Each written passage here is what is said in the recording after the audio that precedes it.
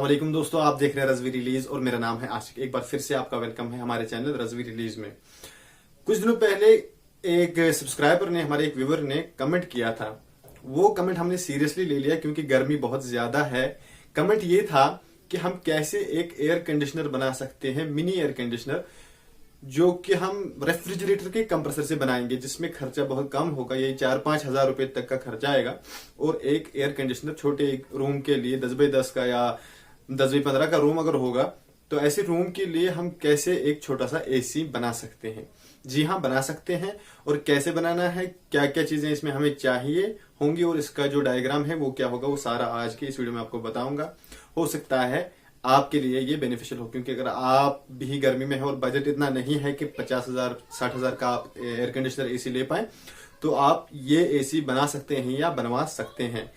इसमें क्या क्या आपको जो है फायदे होंगे और इसकी क्या क्या जो है कमियां होंगी, वो भी मैं आपको बताऊंगा। अगर आप हमारे चैनल पे नया है तो चैनल को सब्सक्राइब करें और बेल आइकन को दबाएं ताकि आपको नई आने वाली वीडियोस का नोटिफिकेशन मिल जाए। और ऑन डिमांड वीडियो हम बनाते ही हैं। आप की जो भी राय हो, जो भी आप चाहें कि वीडियो बननी चाहिए, किसी टॉपिक पे नहीं है अवेलेबल, लोगों को फायदा हो सकता है, तो आप कमेंट्स में हमें बताएं, हम वो जरूर बनाएंगे। तो चलिए शुरू करते हैं।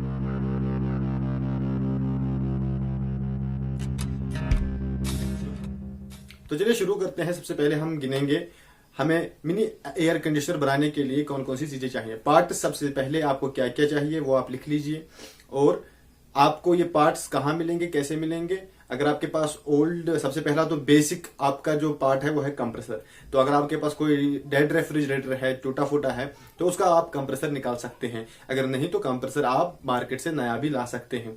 तो कौन कौन से पार्ट्स होंगे और कहाँ से मिलेंगे, इनके लिंक आपको डिस्क्रिप्शन में भी मिल जाएंगे। आप चाहे तो ऑनलाइन भी ये खरीद सकते हैं और देख सकते हैं इनकी प्राइस वगैरह क्या है। ठीक है, ज्यादा खर्चा नहीं आएगा, 5-6 हजार तक इसमें जो है खर्चा आएगा और आप इसका बहुत ज्यादा फायदा उठा सकते हैं। तो सबसे पहली चीज आपको क्या करना है, आपको एक छोटा सा कंप्रेसर लेना है। डायग्राम में आपको बताने वाला हूं। इसके बाद एक कंप्रेसर आप लेंगे, ठीक है, सिंगल डोर रेफ्रिजरेटर का। इसके बाद कंप्रेसर के बाद आता है कंडेंसेशन सिस्टम, यानी एक जाली जैसी होती है जो रेफ्रिजरेटर के पीछे लगी होती है। ठीक है, तो आपको वो जाली भी चाहिए और आपको चाहिए इवेपोरेटर कॉइल। ठीक है, इवेपोरेटर यानी फ्रीजर। तो अगर आप चाहें तो एल्यूमिनियम का कोई फ्रीजर ले लें, अगर नहीं तो आप 1/4 साइज की कॉपर पाइप ला सकते हैं। ठीक है, आप अपने हिसाब से कितनी साइज लगेगी, 20 फीट, 30 फीट, 40 फीट, इतना आप ले ले। 15-20 फीट ही लगेगा, ज्यादा नहीं लगेगा। ठीक है, कॉपर पाइप। और आपको लाना है एक गैस फिल्टर लाना है आपको, जो कि आपको उसको ड्रायर भी बोलते हैं, फिल्टर भी बोलते हैं। ये मैं आपको दिखा रहा हूं। ठीक है, तो ये भी आपको लाना है। और इसके साथ आपको लाना है एक थर्मोस्टेट लाना है, जो टेम्परेचर के जरिए से फ्रिज को कट करता है, वही कंप्रेसर को आपके भी कट करेगा। ठीक है, एक थर्मोस्टेट लाना है। और आपको जो लाना है, एक एग्जॉस्ट फैन लाना है, लो स्पीड, ज्यादा हाई स्पीड भी नहीं होना चाहिए, ज्यादा लो स्पीड भी नहीं होना चाहिए। ठीक है, ये सारी चीजें। और आपको एक बॉक्स बनवाना पड़ेगा, चाहे आप जो है वो एल्यूमिनियम का बनवाएं या स्टील का बनवाएं या प्लास्टिक का बनवाएं। एक बॉक्स छोटा सा जिसमें वो एग्जॉस्ट फैन आपका फिट आएगा। ठीक है, और 1/4 पाइप आपको लानी है।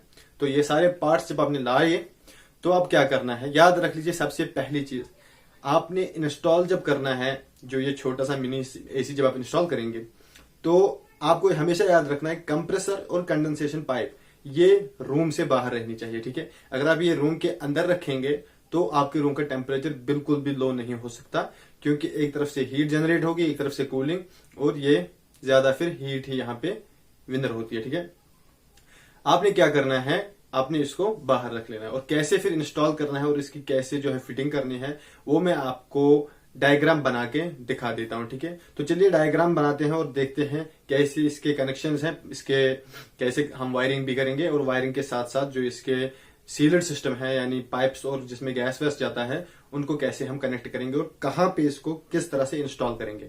तो चलिए आइए दोस्तों डायग्राम की तरफ चलते हैं। ठीक है, मिनी एसी का डायग्राम हम बनाने वाले हैं। ठीक है,